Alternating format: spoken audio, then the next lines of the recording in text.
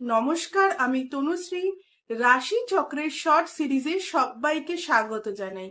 আজকের আলোচ্য বিষয় হলো মেষ রাশির নভেম্বর মাস কেমন কাটবে।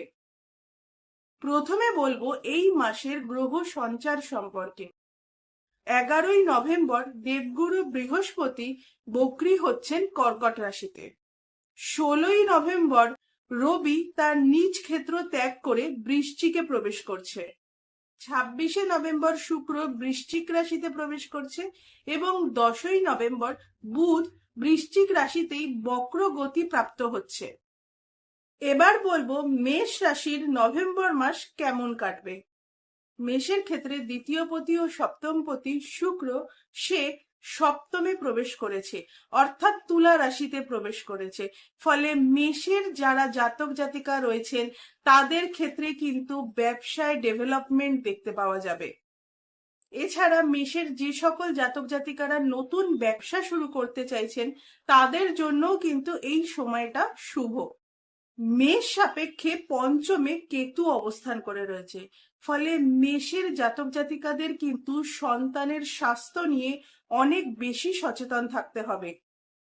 সন্তানকে নিয়ে সংশয় বাড়তে পারে এবং সন্তানের মনোযোগের ক্ষেত্রেও কিন্তু সমস্যা আসতে দেখতে পাওয়া যাবে।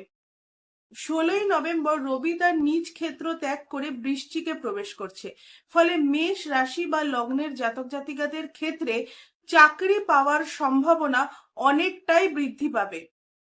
এছাড়াও কর্মক্ষেত্রে স্থায়িত্ব এটা কিন্তু বাড়তে দেখতে পাওয়া যাবে। মেষের চতুর্থ ভাবে অর্থাৎ কর্কট রাশিতে দেবগুরু বৃহস্পতি 11ই নভেম্বর বক্রী হচ্ছেন, ফলে মেষের ক্ষেত্রে কিন্তু বাড়ি পরিবর্তনের একটা সম্ভাবনা থাকছে। এছাড়া কর্মসূত্রে কিছুদিনের জন্য বাইরে বা বিদেশে যাওয়ার সম্ভাবনাও কিন্তু মেষের ক্ষেত্রে রয়েছে। সপ্তমে শুক্র অবস্থান করার ফলে মেষের মধ্যে কিন্তু ক্রিয়েটিভিটি বাড়তে দেখতে পাওয়া যাবে, তবে মেষের প্রেমের ক্ষেত্রে কিন্তু কিছু সমস্যা থাকবে। আজ এ পর্যন্তই। যদি ভিডিওটি ভালো লাগে অবশ্যই ভিডিওটিকে লাইক করবেন, কমেন্ট করবেন এবং চ্যানেলটিকে সাবস্ক্রাইব করবেন। সবাই ভালো থাকুন, সুস্থ থাকুন।